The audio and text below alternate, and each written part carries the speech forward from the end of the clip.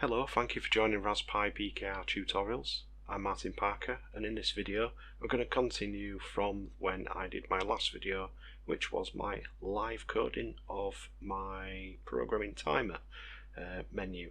And it made a few mistakes. When I first started the video, I pulled the actual code from the device that's downstairs, and when I saved it using the secure shell FTP, I saved it as a .p file, and that's why I didn't have my coloured text. I have added some text to that video and into the description, but yeah, it stressed me out a little bit because I couldn't see this stringing, the formatting of the text, but I kept blaming the stream. But anyhow, we're going to pull up the code, so let me just bring up my Python shell, and I've just been onto the file, and basically all I've done is I've made sure that these are commented out. Let me just make this full screen, so that when I test it, it's not going to take over the full screen. Right, so as part of this stream that I did, I created this terrible P temp list of ugliness, but basically I couldn't think at the time because I was doing it all on the fly, you know, just doing it live coding as it were. Unfortunately I couldn't get my webcam working. A few things went wrong, so never mind. So anyhow, I'm going to change this ugly looking list, and I'm going to put it actually into a list using the list comprehension, but you can't do it like we've done it here, so I'm going to explain quickly in here. So if I do a for I in range, I want numbers up to 10. I want to no, I don't want to do it that. I want to do it as a list comprehension, don't I? So I for I in range of 10. So I'm going to bang them all in there, but I want to do all the numbers. So we'll start at 0, so we'll do a comma, and we want to use the step as 0.5, and it won't let you do it, and I will show you. Because it's asking for integers as part of the range function. So I come up with a way of doing it, obviously after my live stream, because I were a bit flustered. But basically, let's bring it up. So I'm going to leave that text there for now, and I'm just going to comment this line out so you get to see how I'm going to do this. So I'm going to create a temporary variable called t. This is going to be a list comprehension. It's going to be a string format, and I'm going to pass it in as a placeholder. I'm going to put it to 1 decimal place as a float, and then finish that off, and then dot format, passing I, and then close off that string, and then for I in range of, and like in our temperatures here, we're starting at 16 and we're going up to, I want to have the 22 for, just because we want to have it up to 22, I guess, because if it's a really cold night or whatever. So I'm going to start from 16 and I'm going to go to 23. So that is going to create my T list with them string formats.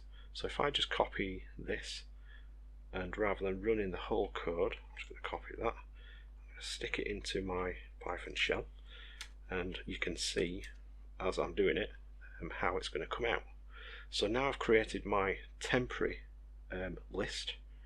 I'm going to do a main list, which will be in here. I'm calling it ptemp, so we'll go with that. So p temp, it was capital on it, I'll just check, yes, is equal to an empty list. So what we're going to do is now we're going to do a for loop for I in t. We're going to run through that. We're going to have a temporary t1 as equal to I, and we're going to have a t2 that's equal to I, everything up to the last digit, or I should say character, and then plus, and then passing a 5. So we're concatenating the 5, and then whilst it's going through this for loop, I'm going to do the ptemp dot append. First of all, we're going to pass in the t1, and then following that, we're going to do the ptemp dot append, and we're going to pass in the t2, like so. And if I call t, that's not changed, but if I call ptemp list, now I have all my temperature ranges all in that. But I think this way, although this has a couple more lines code than that ugly string that I created, I think this way coding it in is actually better. So I'm going to implement that into my house Python script. So let us put that in. So ptemp is equal to an empty list, and then we're going to do for I in not in range. I've only just wrote it out, I'm making a mess. So t1 is equal to I, and then we're going to create a t2 is equal to I with everything up to the last character, and we're going to concatenate with a 5, and then it would be ptemp dot append t1, and then ptemp dot append t2. There we go. And that is a smarter way of creating that string, well, that list, with all them string temperatures into it. So let's get rid of this box. Go away. Go away. I'm going to just jump in here. After filming this video, I realised I didn't need this T1, and I didn't need to create this. So this is just a quick edit. I don't normally edit my videos, but I have to put this in because this just is wrong.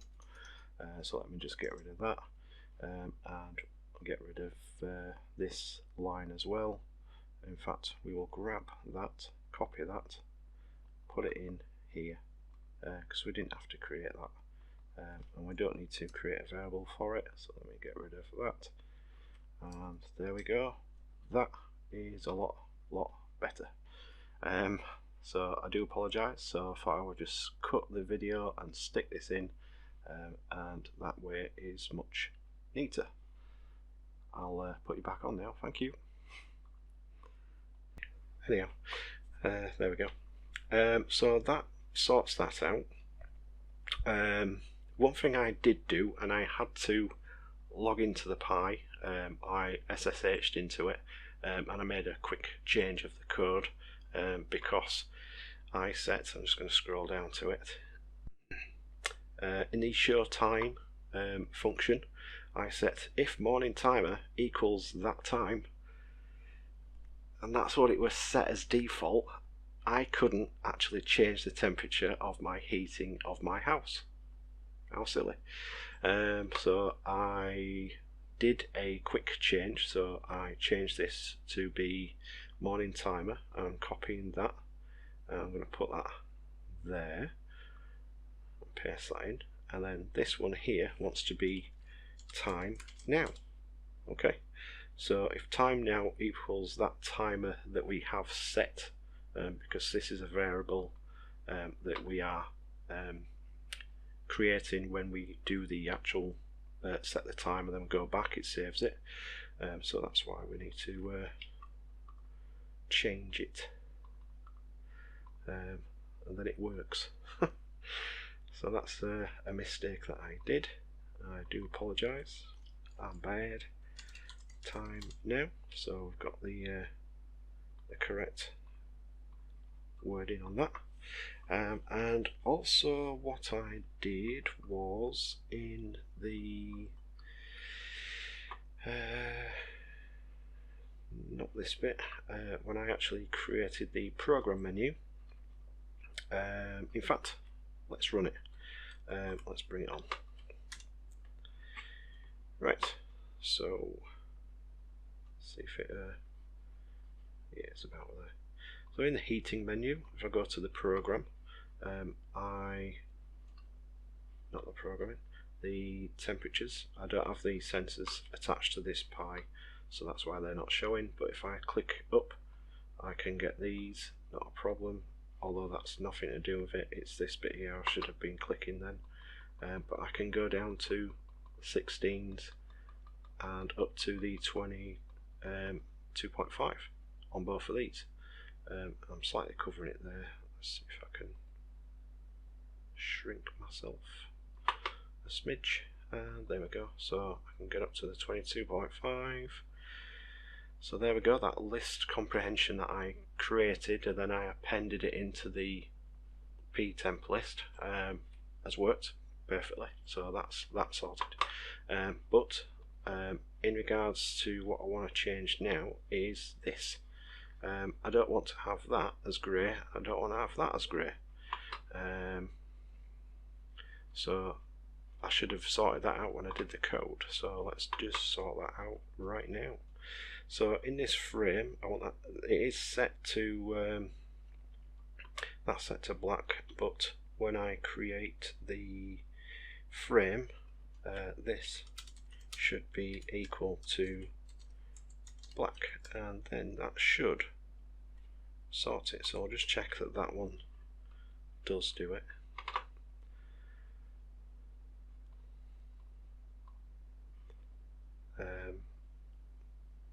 There's something there. What is it? That's the spacer. So I need to sort the spacer out as well, and that's why I did that quick test. So where is the spacer for this? I think I did it in one line, didn't I? That one, that one. This one. Here we go. So we've set the width, let's put it before the width, so we'll do BG equals black and move that over, and let's do the same for the bottom frame. So let's put this to a BG equals black, and we want to do this with this spacer, that one equals black. That should be good, he says.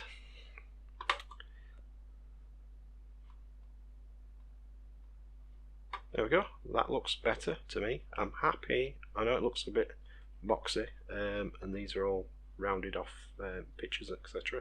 But I don't mind that, because this is a timer, basically. It's nothing I'm not particularly bothered about. So, job done. So that's it for this video.